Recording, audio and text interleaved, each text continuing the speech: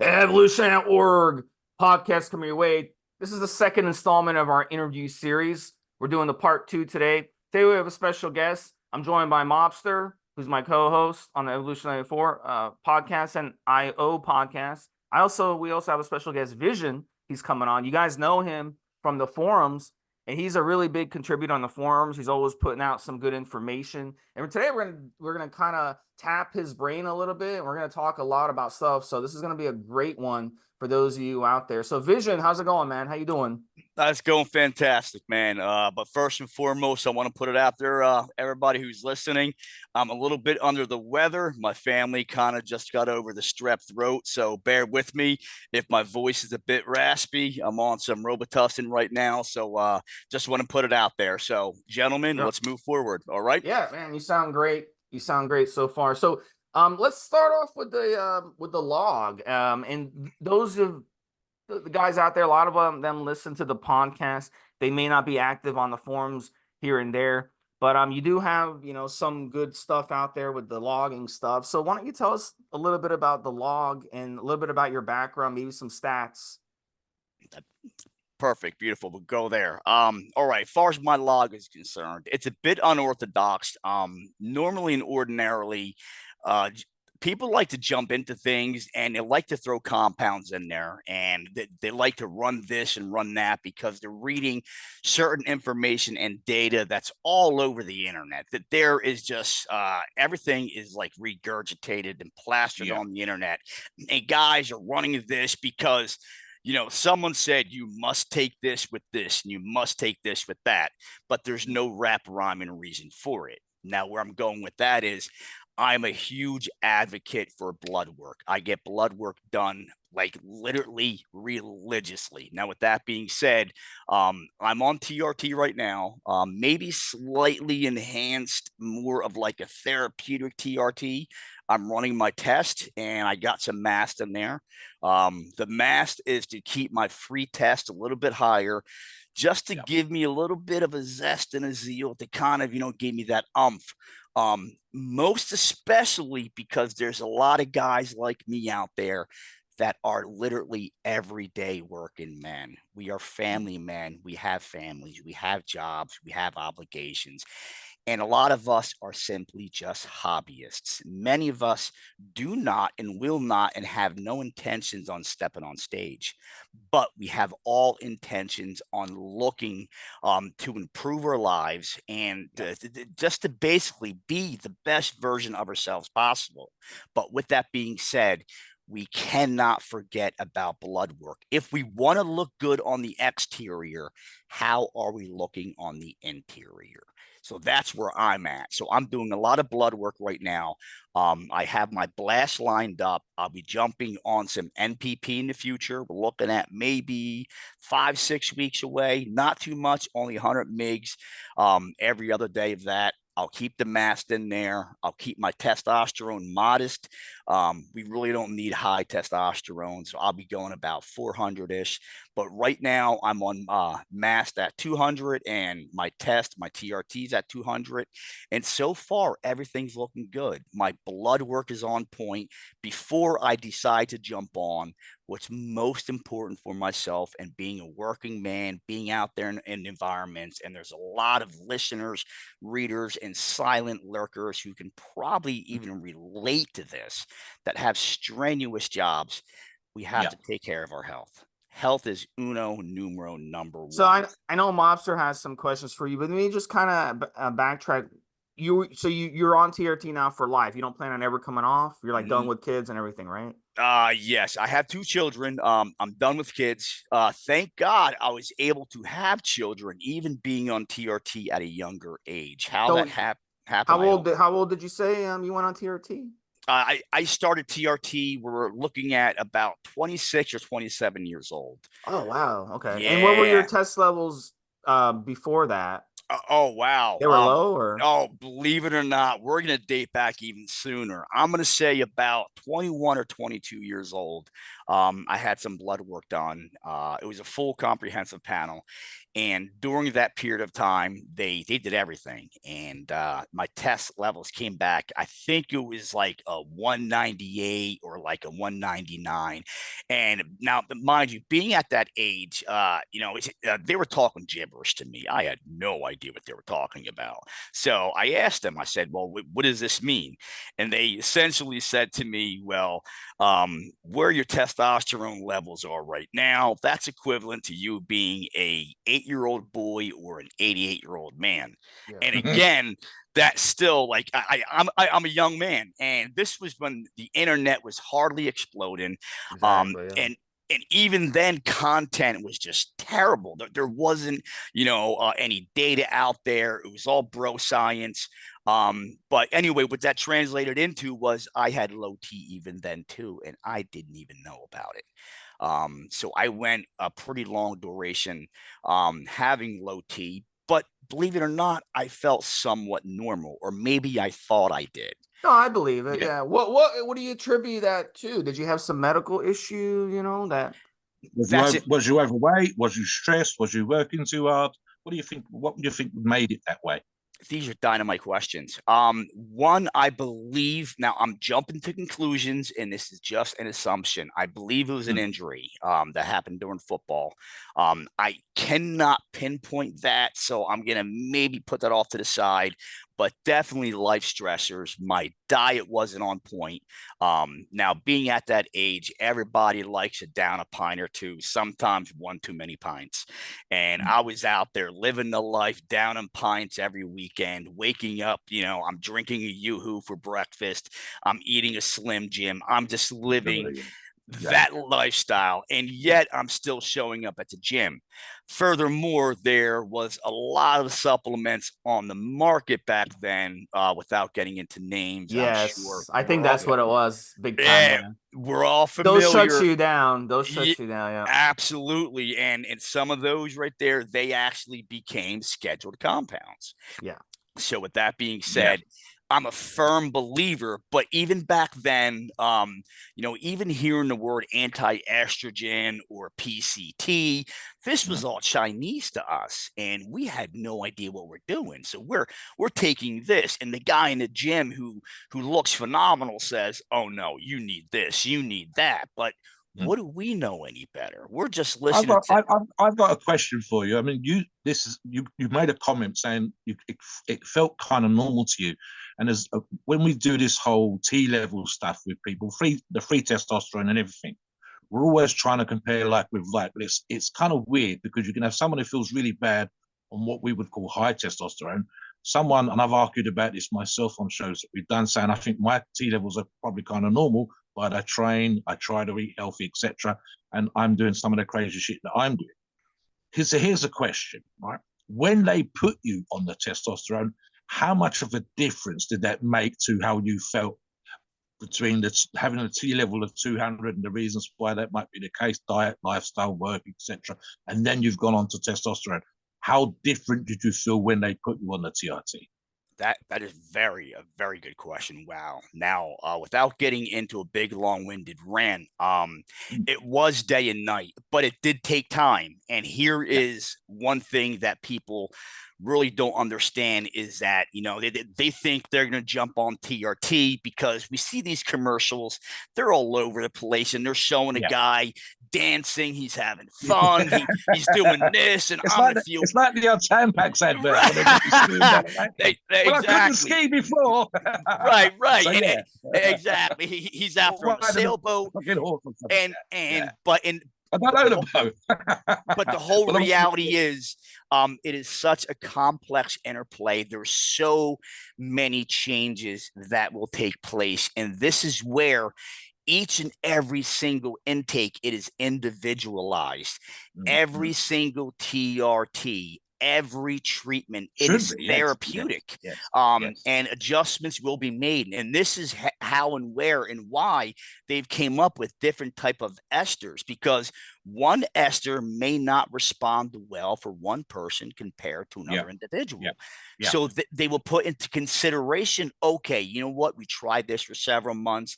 You're not feeling up to snuff. Your levels are here. Your levels are there. Let's try this. And it's all about dialing it in. For me, thank God, I almost started feeling great. I wouldn't say immediately, but in that time frame, everything started falling into place. I started feeling a lot healthier. In the gym, most especially, the gains started coming. The recovery. One of the biggest issues I ever have, and it's always been this way, was sleep. Sleep improved incredibly. I cannot even begin to express. I can't even stress enough how well my sleep improved. Whether one more question, Vision, on this topic, and bearing in mind you made mention of this earlier on. So again, when we're talking about TRT or even testosterone for performance enhancement, is that there's an idea sometimes, and I know that we're going to discuss some of these points today because you brought them up in our notes for pre-show. So people imagine that they go on TRT and or they take testosterone for performance enhancement, but they don't make changes. You was already training and your training improved. Did you improve your diet? Did you cut back on the beer? Because those two things as well, literally just people getting into shape because they're on TRT, also adds to the way that they're going to feel and the benefits that they get from it. So what about yourself? For myself there, you know what, that was a very big life commitment. It was a decision that I had to make, like, okay, if I'm doing this, there's going to have to be a lot of other sacrifices that I have to make. And there is a saying, people, places, and things. So if I'm going to be doing this, I need to change my entire environment. And that included everybody who I was surrounded with.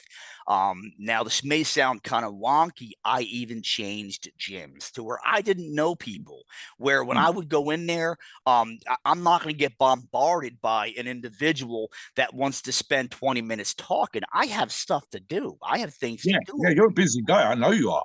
So, I got to get in there and I'm banging things out. And once again, the results started coming and that became intoxicating. But I got to be transparent here. Over time, when the results were coming, things were feeling good, weeks and months were going by. Then I started going out again here and there. I'm a young man. When we're all young, we like to have some fun. Was it excessive and abusive? No, it was not. But it does play a role, because if you go out and have a pint or two with your buddies on Friday, I mean, come on, we have to be real. Sometimes we feel it on Monday. We just don't feel up to snuff. Yeah. Let me ask you another question and take you in a slightly different direction. And this is more something you've already mentioned. And I know that Steve will have a comment to make on this, so I'll bring him back in for this as well. Now, you made the comment, especially this is going to benefit listeners in terms of information. You said that you are a big believer and a regular user of getting blood work. Now, obviously, this is something that you become more aware about as you use TRT, as you become someone who's involved in the same side of the sport that we are. You're aware of the importance. I know that Steve is absolutely massive on this. So talk about your thoughts of the importance of blood work and bring Steve in so that you can both have a little bit of a back and forth on it, because I know Steve's a big one on blood work, done articles on it, and a big idea of pushing the idea of getting regular blood work. So they're both of you. Okay, I was gonna say, like, in your situation, going and getting blood work kind of like showed you like what was going on. It showed you the map of what was going on and what needed to be fixed, so it allowed you to kind of fix it, And that's kind of why blood work's so important, because it's like we don't know what's going on in our body unless we check. Like, who knows what could be happening? There's people out there, you could have liver damage and not even know it, or kidney damage, or heart issues. Your cholesterol could be really, really bad. That could be a signal that maybe you have clogged arteries. So, I mean, go ahead, Vision. Yeah. Yes. Now, when I first got blood work, I had no idea what I'm looking at. I'm reading this thing. I'm like, what does this mean? What does that mean?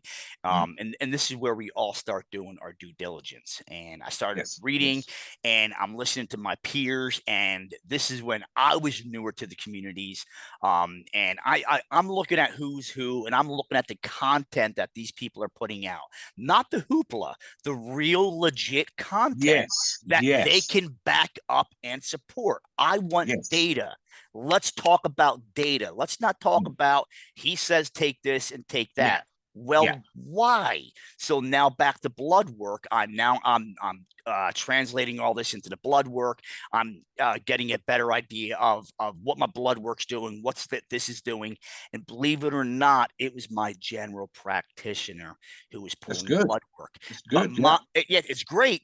But one thing about a general practitioner is they specialize in a lot of things, but not just Yes. one Not thing. one thing exactly. Yes. Exactly. So when I mentioned to him, because I was regurgitating information I'm hearing from other guys, I'm like, is it possible if we test for X, Y, and Z? And he's looking at me saying, I don't know what that is. And so he goes on his laptop and he's typing it in. And he's like, oh, yes, of course. Oh, I studied that in school. And of course, I'm sure he studied it. I'm sure he knows more about it, Yeah. but he probably Yeah. forgot about it with all the Yeah. information he knows. Yeah, quick, I'll just make a point here and relating to what we're talking about. So I did an interview with a newspaper reporter a few weeks ago, mentioned on the forum, and one of the comments that he made before we actually did the interview proper was that we've kind of become in our own particular way, although medical professionals might argue against its experts. And the reason for that is Love simple. it. Here in the United Kingdom, our GP, general practitioner, trained for approximately 10 years in order to be able to sit down in surgery and have people come in as patients like yourself, like me, like Stevesmi, and, with our ailments and our illnesses and our aches and pains. But they do one day, mind you, in 10 years on steroids, one day. That's right? it. The athletic side will probably be a couple of days. The blood work is probably 3 days in 10 fucking years versus yourself, myself, and Steve, who probably looked at more blood work we probably look at blood work on, I'm going to say 2 or 3 times a week, just on the forums. And that's every fucking week. And I've just been on this particular group of forums for 7 years. So I've looked at, God, what would that be? 150 blocks of blood work per week for 7 years, just related to PED and TRT use. So we become kind of experts, or at least practiced in a particular way. So what you've done, and especially what Steve's done, and to a much lesser degree what I've done, is we've gone, listen, I understand what the ranges are. I understand what the ranges are now for my age. I can see what's happening in my body. I can see the effects of TRT, PED, my diet on my cholesterol levels, on my free testosterone. And it's like being someone that likes to tweak their car to get it to go that little bit faster. Once you understand what's going on, you want to see better numbers. When you understand what's going on, you want to see those numbers come back to normal after a cycle, after an enhancement.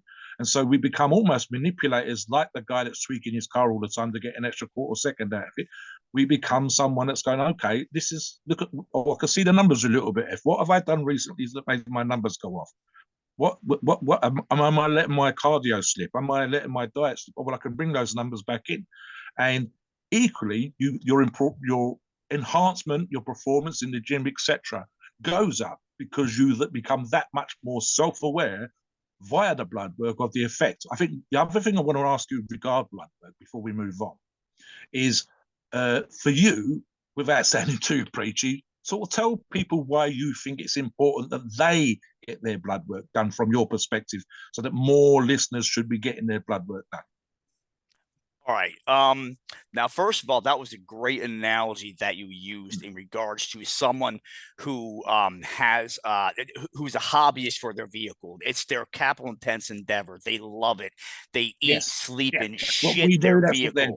They love it. Now, compared to someone that just took a seminar in a school somewhere, and now all of a sudden they have a job and they think they're a mechanic.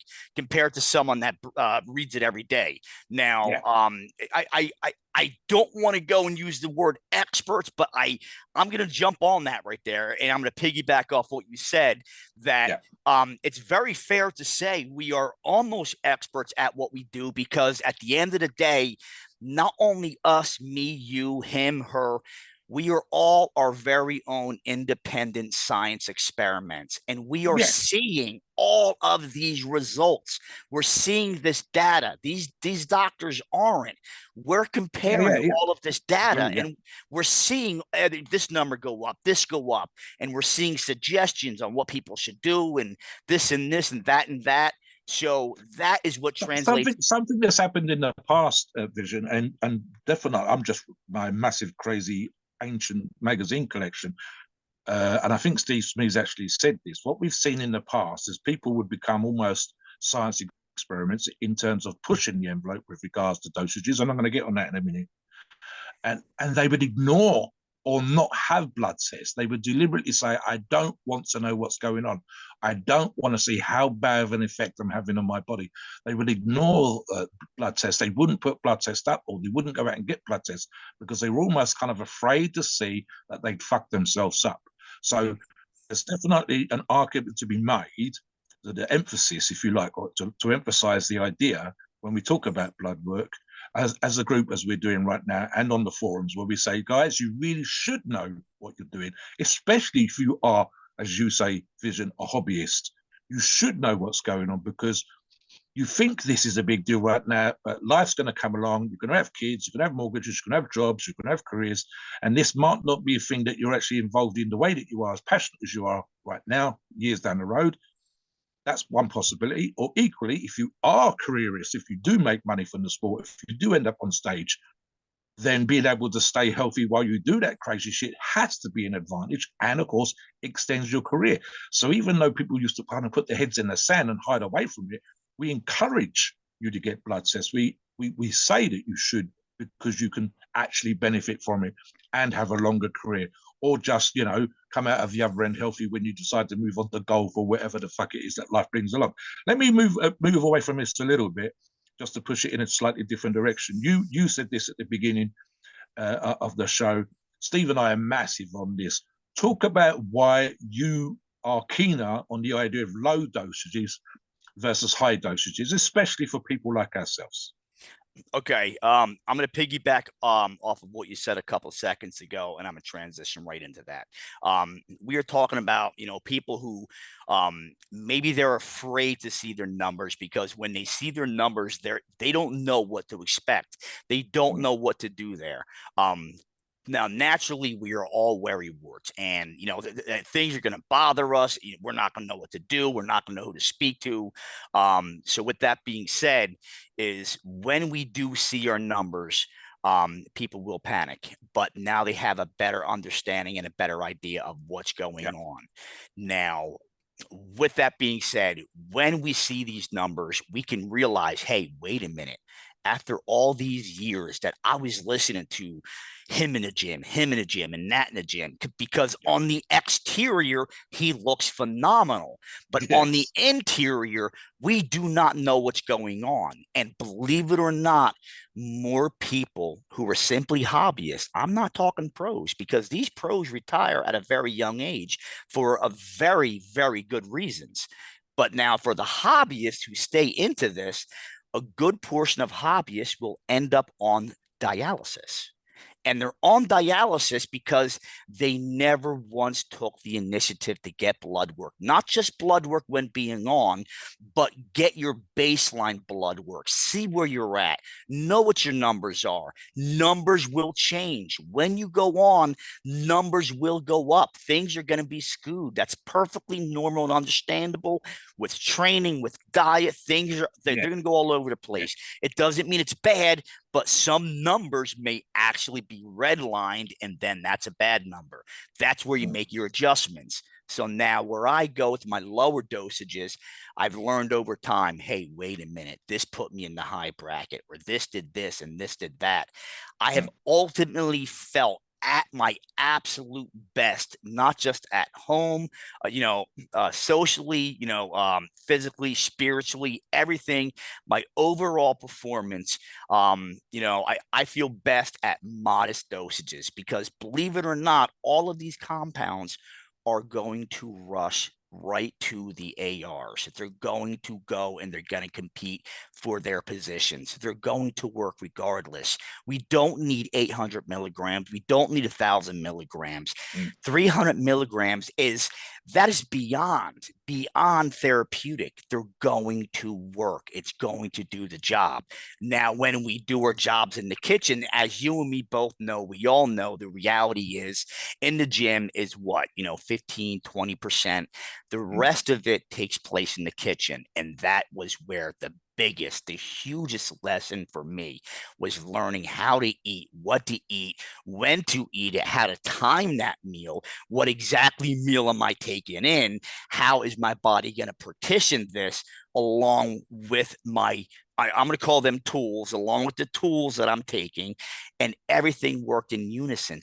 I had better quality, more results at lower dosages with my diet in check. And I'm not talking bro science diets where this guy's eating that, carbon copying someone because he's doing this online. No. Like really peeling the layers back and knowing how to eat and knowing what to do. And overall, my blood work, even when on, has been coming back. I don't want to say superior. That's a bit pushing it, but I have been impressed. I'm almost in a competition more with my blood work than I am with the scale in the mirror, if that makes any sense. Like here I am in my older years, and I want to try to have the best blood work possible. And that's where I'm at the same time, trying to look as best as I possibly can, if that makes sense. On that subject and taking it in a slightly different direction, from the notes that we did in pre-show, etc., and the research we've had back and forth with you, talk about the effects of fasting, Sad. And again, I know this is something that Steve's big on, and you was kind of against it to begin with, according to our notes here, but you've actually realised it's benefited you. So talk about the effects of fasting as well. How'd you first get into it as well? Tell us about that. Yeah.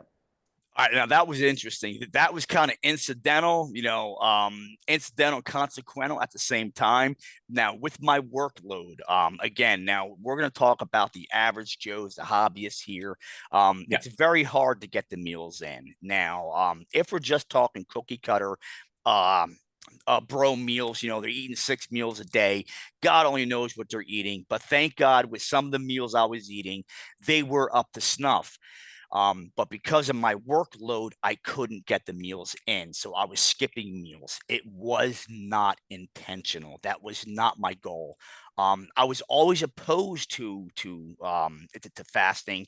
One, due to my ignorance, I did not know too much about it. I caught myself at times due to my ego, more or less arguing against it when I'm arguing something that I have no idea what I'm even talking about.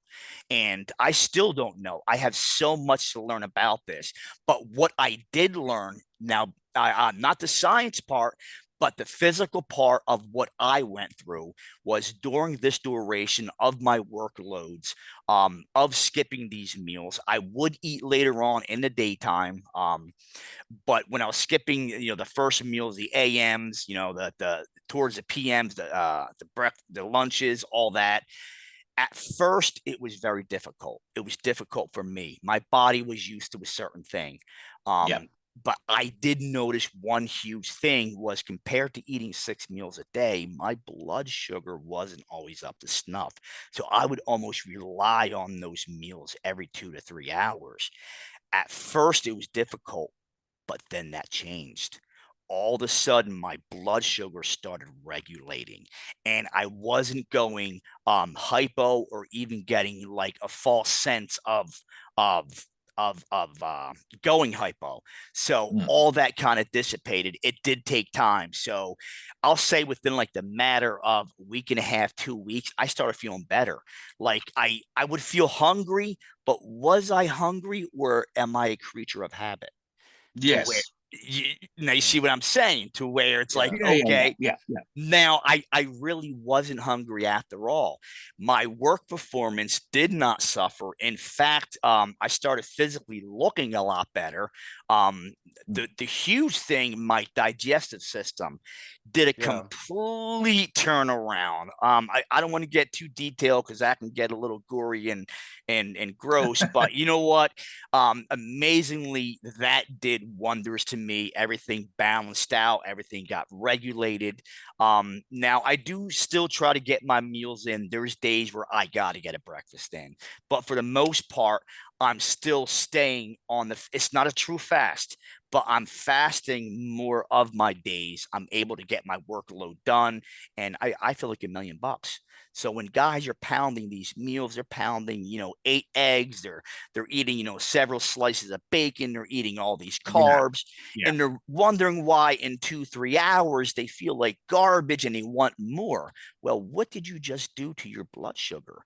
But this So is there's two things happening here. One is, I mean, you actually mentioned this, and I'll bring this up now. I'll talk on your behalf if you like. good. Saying in terms of your blood sugar, you made a comment in the notes here where your family had a diabetic issues. Your father was a juvenile diabetic, and your mother is a diabetic. And something else that occurs to me, and I'll bring Steve in to say what he thinks is going on in regards to the blood sugar, etc.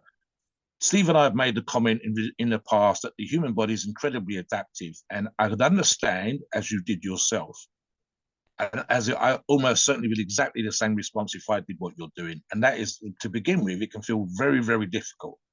But arguably, and this is the nature part, our bodies are incredibly adaptive. So what feels difficult in the first instance, and especially as you say, if it's a matter of habit, and this is a time I should be eating versus I'm not that hungry or I don't need it, and so on.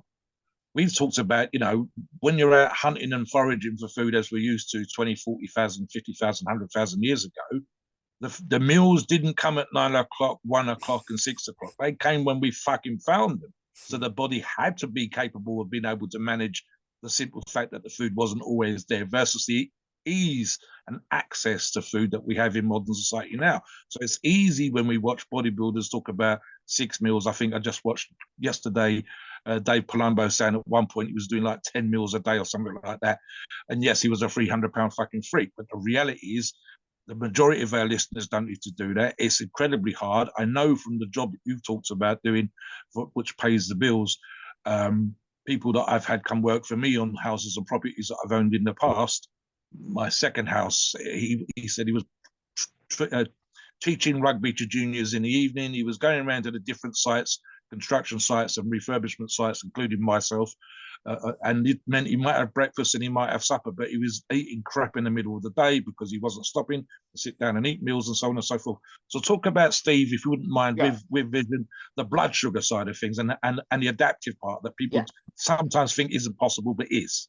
So with a lot of type 2 diabetics, that I've worked with over the years, they're on, obviously they're on diabetes medication. So for them, if you're going to do, fasting, prolonged fasting, and you're continuously taking your diabetes medication, of course, your blood sugar is going to drop and drop and drop, and it can get dangerous. So obviously in those situations, you need to work with your doctor. But in Vision's case, he's not on diabetes medication, and most of you out there aren't, and that's good. We want to keep it that way. So what happens is when you fast, your blood sugar doesn't just drop and drop and drop. So what happens is your blood sugar will drop usually into like the mid to high 60s, and then it will flatline. And then during a prolonged fast, what will happen is quite interesting, that it will kind of bounce a little bit. It'll bounce and drop back down, bounce a little bit. And so what's happening there, and this is what people don't understand that I've argued this with, and Vision would have been someone, years ago, I would have argued with as well, because he was against fasting, is that what happens is your body has mechanisms in place. So in this case, what happens is your body starts releasing glucagon. Glucagon will rise when insulin comes down, and that's what happens during a fast. Glucagon goes up, insulin comes down. Growth hormone also shoots up like crazy. So what happens is your liver will start to break down the glycogen, which is your stored glucose, and then it'll release that back into your bloodstream. So you'll notice if you did a little prick to your finger, and I've done this experiment when I did my fasting long, and I actually show this to people who, don't believe it. And they're like, wow, when you fast, your blood sugar must just drop all the way to 0 and you die. I'm like, no. That's not what happens. Because if that's what happens, then Mobster's ancestors, when they were fighting in the Middle Ages each other, and killing each other, they went days without food, and they were like marching with armor and swords and stuff, and they would have died, after a few hours if that was the case. So we have mechanisms that can come in. But of course, if you're a diabetic and you're taking diabetes medication, it's going to be different. Then in that case, you definitely want to be working with a doctor when it comes to fasting. But in Vision's case, it took exactly what he said, a week and a half to 2 weeks, because that's how long it takes, not only to break that addiction of I got to get up and I got to eat and I got to throw food in my body every 2 hours, but it's also the breaking of that insulin resistance and switching to insulin sensitivity. And oddly enough, it can switch back, because if you go back to eating big breakfast and eating every 2 hours, you'll actually switch back to being insulin resistant back. So it can switch back and forth, and then you've got to work another 2 weeks to switch it back again. So it's important when it comes to fasting that you stick with it as much as you can. And as Vision said, if you eat breakfast every now and then, that's fine. It's not going to break you off. But if you consistently go back to waking up at 6 a.m., eating a big breakfast, you'll switch back, back and forth. So that explains the whole, exactly what happened to Vision. And then with the stomach thing, your stomach felt better because every time you eat something, your body has to process it. So if you're constantly throwing food at your body, it's just like revving up your engine to your car nonstop. It's not going to have a chance to cool down, and then you're going to keep revving it and it's just going to burn itself out. So it's the same thing. And that's what bodybuilders do, because they're eating so many meals over time, and they end up with gut problems in their 40s and 50s. And then that shortens their lifespan as well. So it's also recycling of the cells in your gut. So there's so many benefits to fasting that Vision, has been experiencing. And then the more you do it, the more benefits you get. I like the fact, Steve, and Vision touched upon this, and again in the notes, and I referred to it when we were talking, there's an element of, which we've discussed, type 2 diabetes being fixed by better diets and better lifestyles.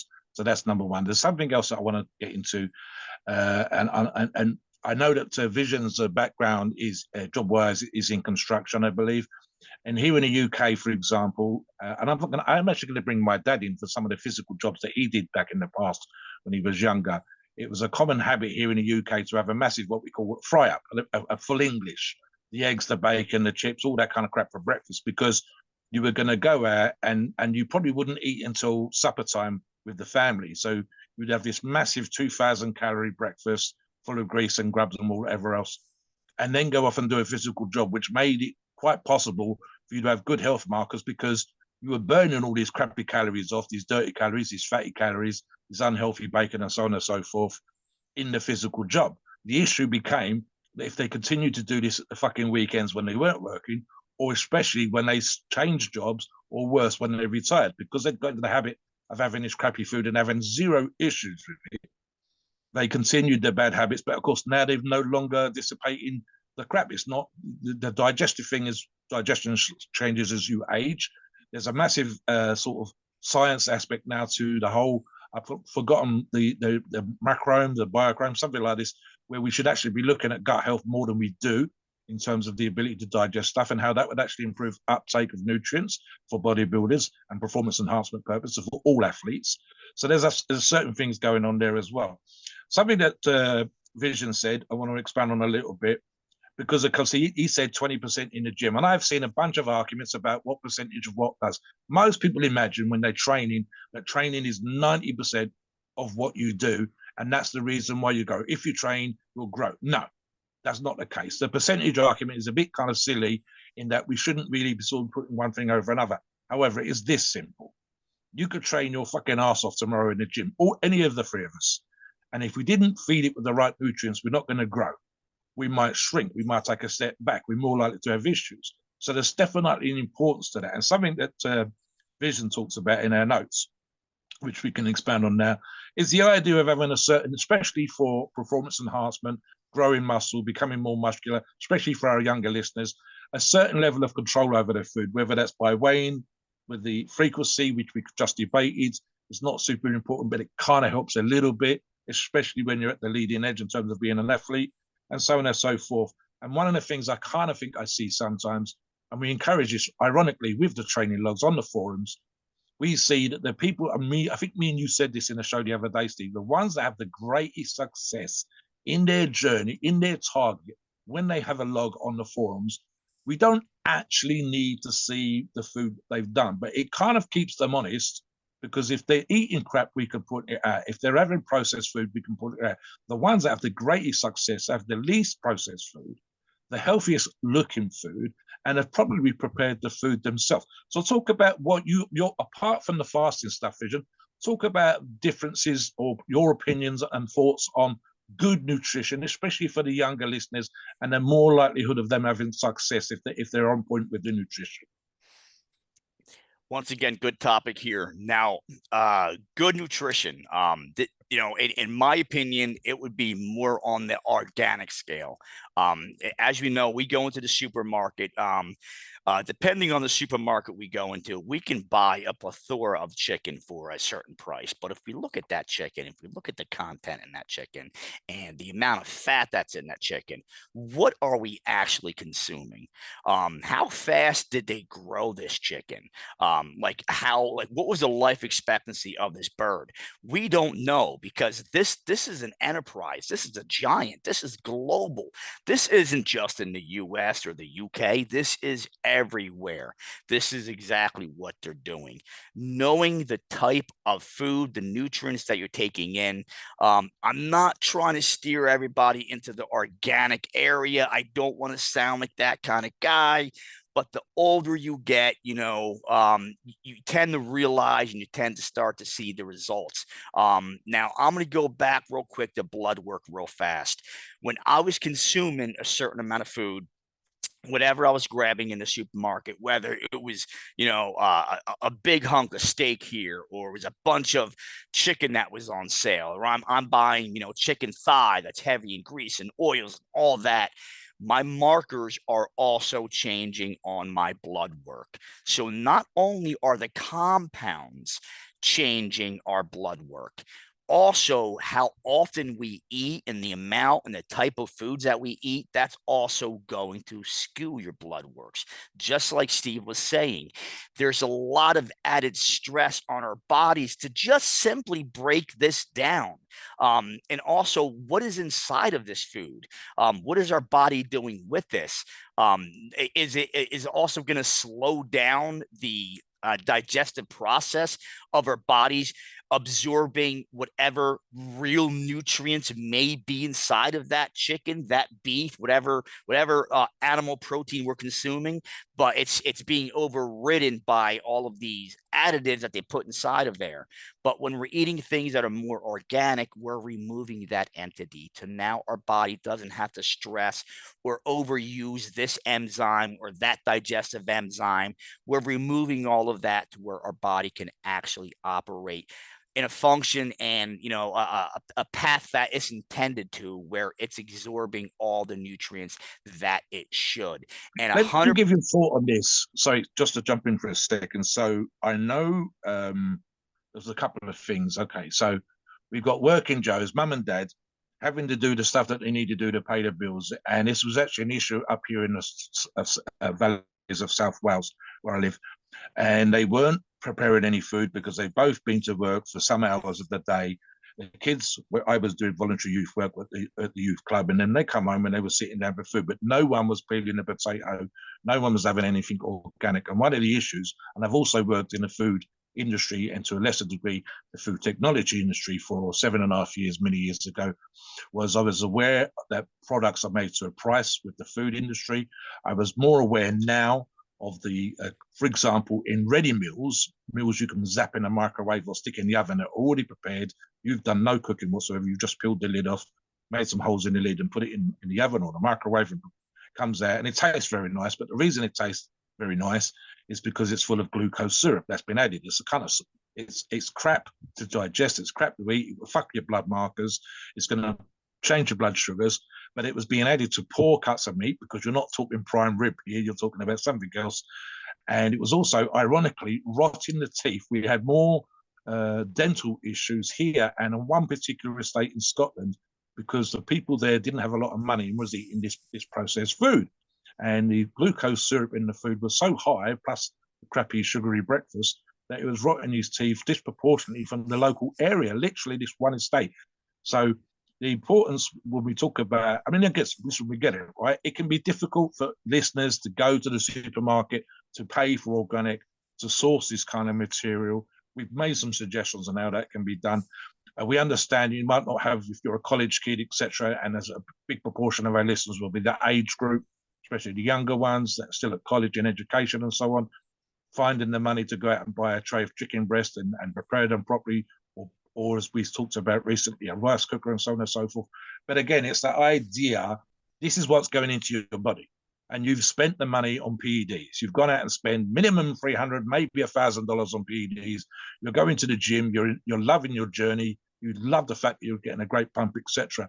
And then without realizing it, you're giving it low-grade fuel.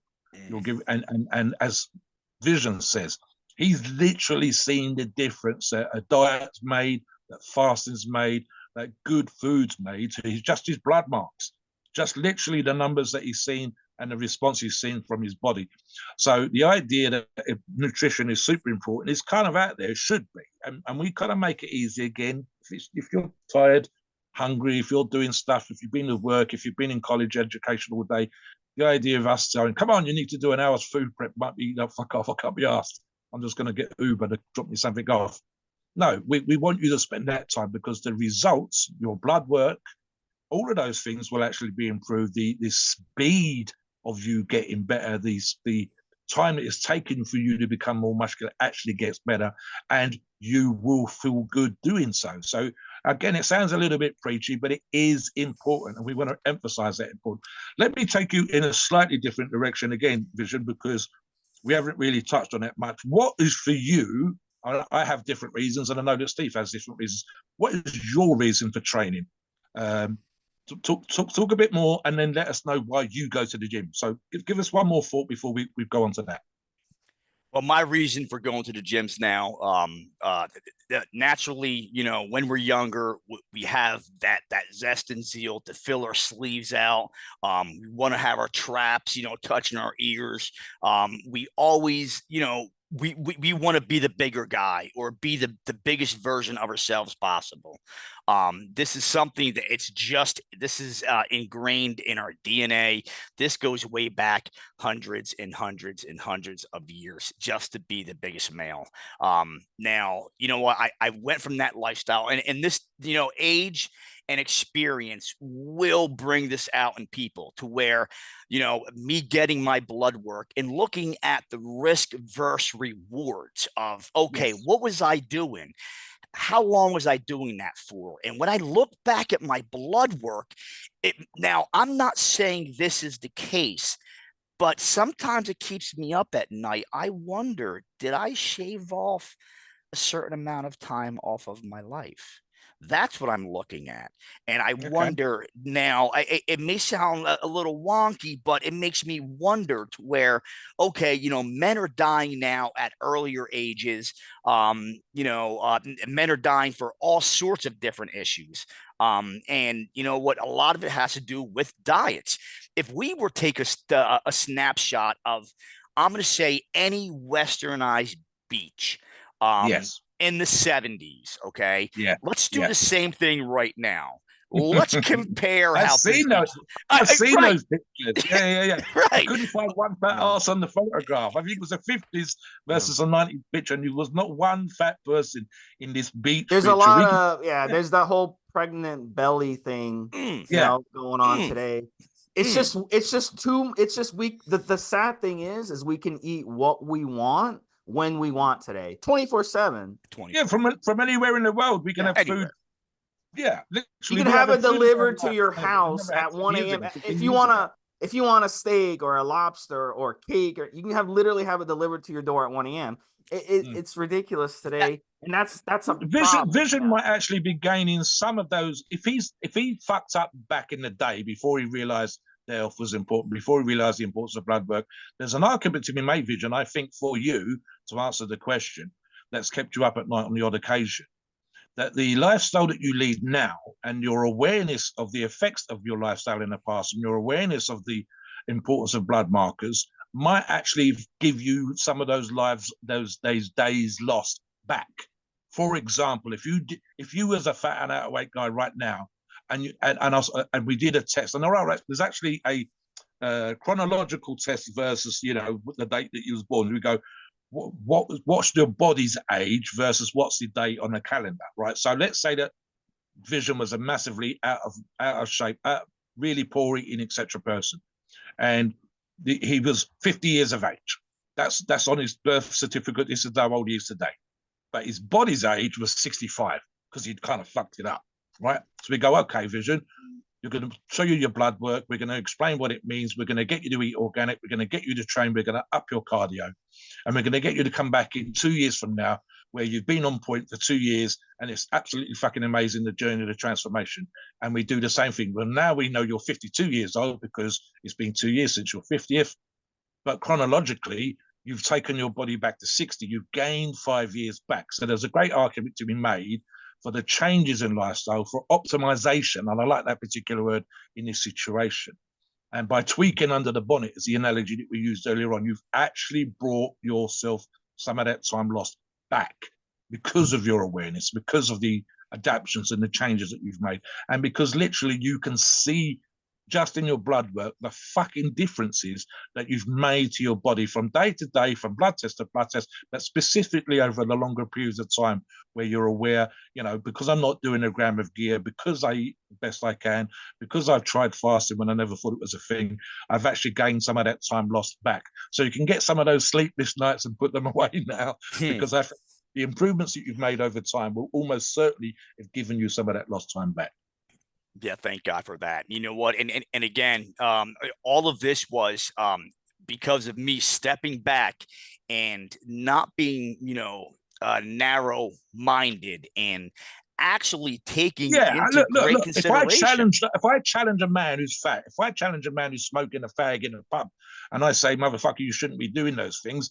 And even if I was sitting there and I was being challenged, fuck you, motherfucker, don't know what talks, mind your own business, etc. And it's really, really difficult. You've almost got to make this journey for yourself. Because I could turn around and say, oh, listen, right?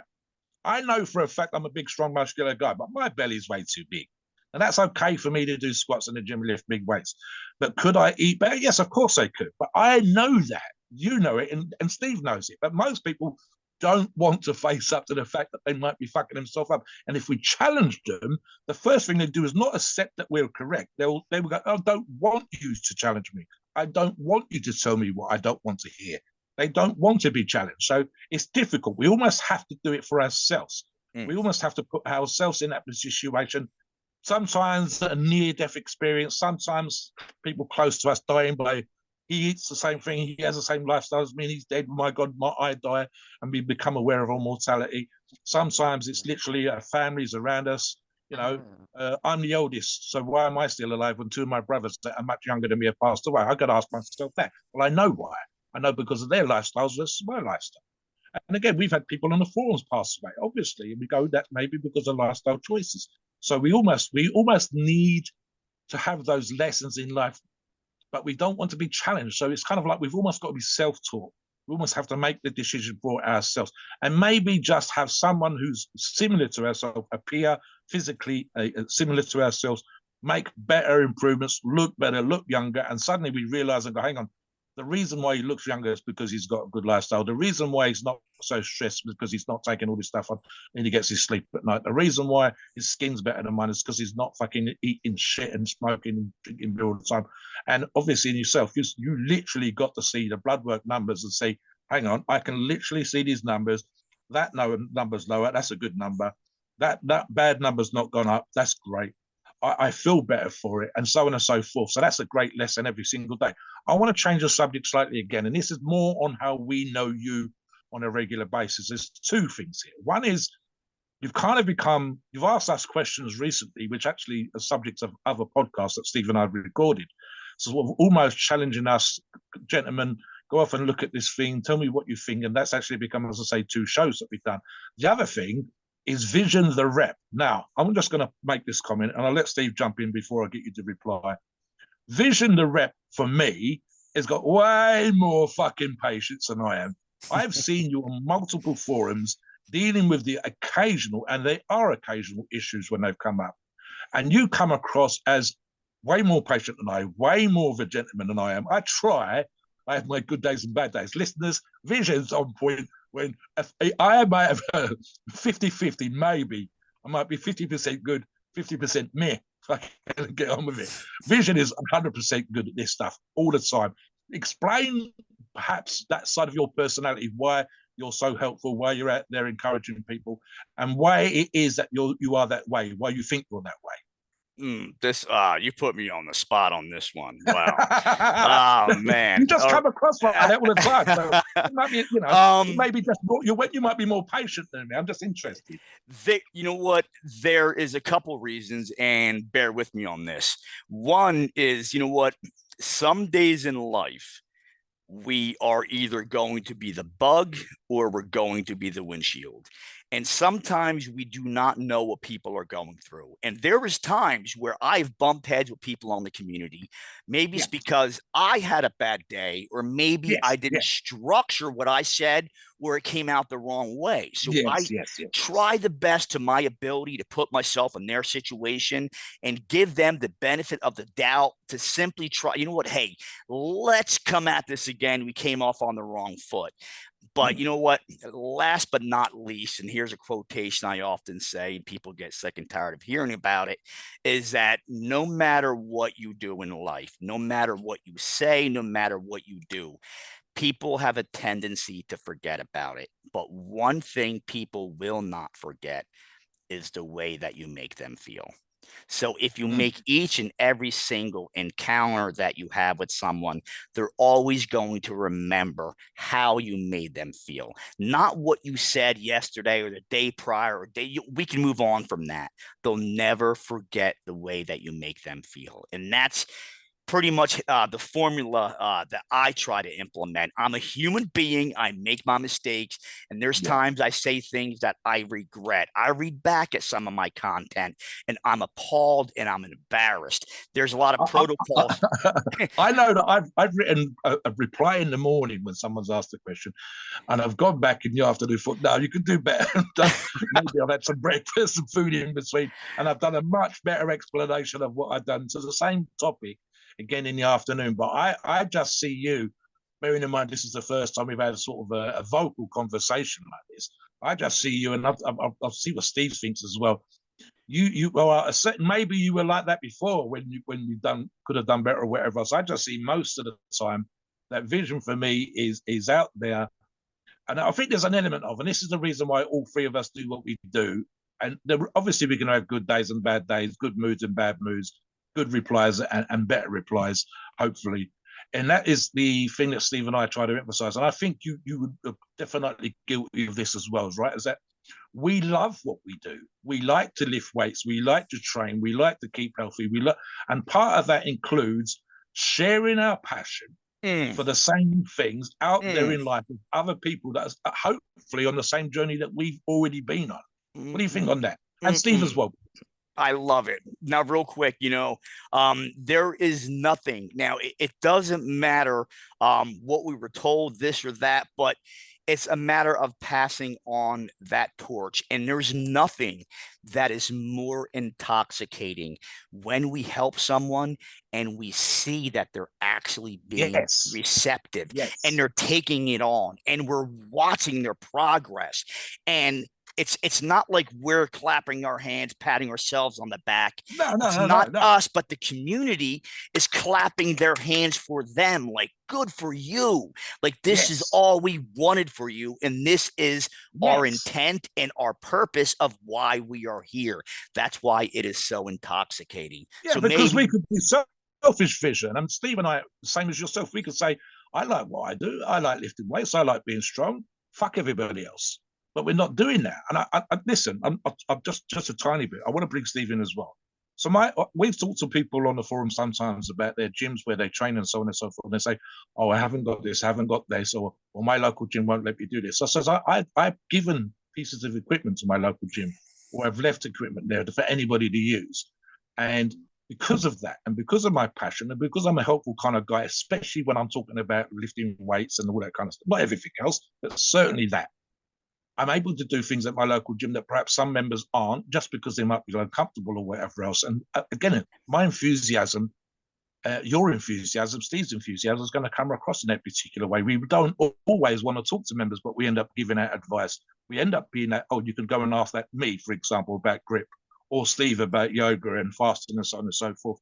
And we end up, any sort of interaction that we do have tends to be more positive in that particular way. I spotted a young guy. I saw that he was squatting. I said, it's great to see people squatting in the gym, especially one of the younger members, that kind of thing. And I like the fact that that's how you come across. Steve, what do you think about Vision, how he comes across to you? Because, of course, we are talking Vision today before we finish the show. Oh, yeah, definitely. And we could tell from this podcast, he's just a guy. I mean, we're going to definitely have to, in the future, do this again, because I've got so much more to talk about with Vision and ask him about. We could do another show at least. Yeah. And then it's good to see someone. I feel like he's gone full circle, just like me, and some of the things he was talking about being in the gym and stuff, and the way people act. It's funny because I used to go to a meathead gym for years. And then I went to a private gym for like 6 years. And then now recently going back to a meathead gym and seeing the differences and looking back and like laughing at myself, and exactly what Vision was saying, the way people act in these meathead gyms, walking around with their heads high in the air and their chests all puffed out, all proud of themselves. And after they do a lift, getting up and be like, flexing in the front of the mirror. And I just, now it's like, I laugh at it. I feel triggered. And then it's like back then, it's like, fuck, I was one of those people, like, was I one of those fucking people? So it's just like, it's funny because, us talking about that. But we have so much to talk about with Vision. So guys, let us know. And we'll definitely get Vision back, and we'll do another one of these in the future. But it was an excellent show. We appreciate you coming on, buddy. Thank you very much for coming on, Vision. I think that, Steve, I think we could do at least another hour, maybe 2 more hours going over topics and whatever else. So thank you very much for coming on. One final word from you, Vision, before I finish the show. One final word is, everybody, do your due diligence. If you read any content anywhere on the internet, scroll to the bottom, look at the author, look at where it's coming from. You owe it to yourself to do your own research. Furthermore, take a look at the people who are helping you. Read their content. Look what they're up to. You'll come to find out that there is genuine people out there that really care about your general interest. They really care about your health. They really care about your improvements. And right here in this environment, you cannot find it anywhere else better than this place right here. Gentlemen, closing off, with that being said, this has been nothing but a pleasure. Hopefully we can do this again when I'm feeling better, I'm not sick, and we can kind of go from there, guys. We look forward to it. Listeners, if you've got any comments to make, did you agree or disagree with anything we said today? Let us know in the comments below. Come onto the forums, chat to Vision on the forums, ask him some questions, ask us all some questions. We look forward to hearing from you. Please note, we are not doctors and the opinions are ours. It's our view based on our experience and views on the topic. A podcast of informational purposes and entertainment only. The freedom of speech and the First Amendment applies.